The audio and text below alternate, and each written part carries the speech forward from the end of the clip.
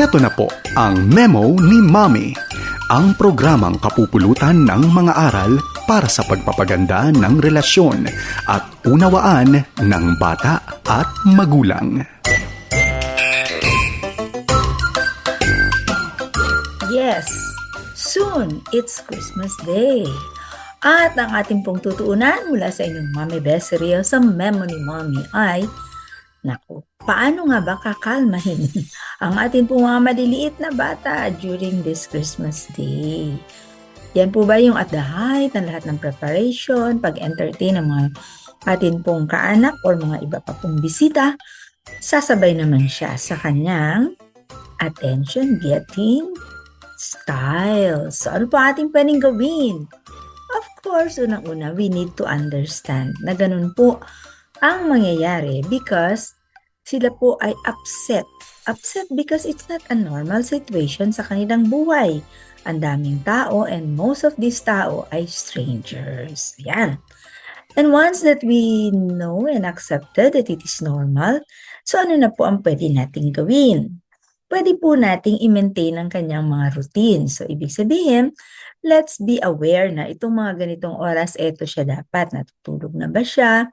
Or kumakain siya at this time. So, pwede pong isabay ito while we are at the height ng atin pong, yun nga po, entertaining activities sa atin pong mga bisita. Or, maaari din naman i-recognize that this toddler is just wanting to be, I want to be near you. Kasi pa, ang dami tao nung nai-insecure siya. So, hayaan lang natin siya sa ating tabi.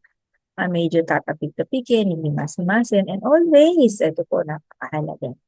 I'm here for you. Nandito lang si nanay o nandito lang kung sino ka mang adult ang iyong relationship sa batang ito.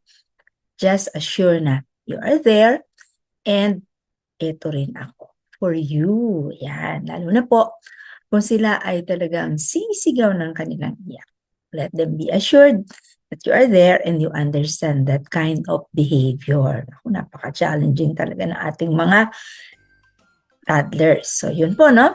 We acknowledge the feeling and then we make the toddler understand that we will be there for them. And I know na upset ka. Yan. Ito po yung isang pinakamahalaga din. Let the toddler understand that, alam mo, mamaya, back to normal tayo. Mawawala na po visitors, yan. Just in case na hindi po sila mag-stay in. Pero kung ang atin po mga visitor ay mag-overnight or baka mga vacationing yan, mga ilang days, ganun din po. Let's assure na a time will come, babalik din ulit sa normal.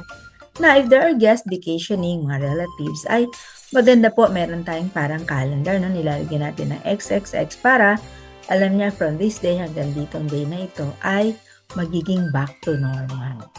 Yan po ang ating mga pwedeng gawin sa ating mga toddlers so that hindi po sila makakadagdag sa ating pong stress. Ayan. And of course, they demand our time. Take note of the word, demand the time.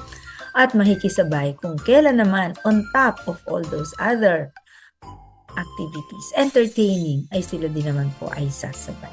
So, ayan po. And let's have what we call Blessed Christmas sa bawat isa po from Mommy Beserios here at Memo ni Mommy. Salamat po sa inyong pakikinig sa Memo ni Mommy. Para sa mga tanong, mungkahi o kuro-kuro, mag-email lamang sa memonimommy@yahoo.com o mag-text sa 0919-688-0324.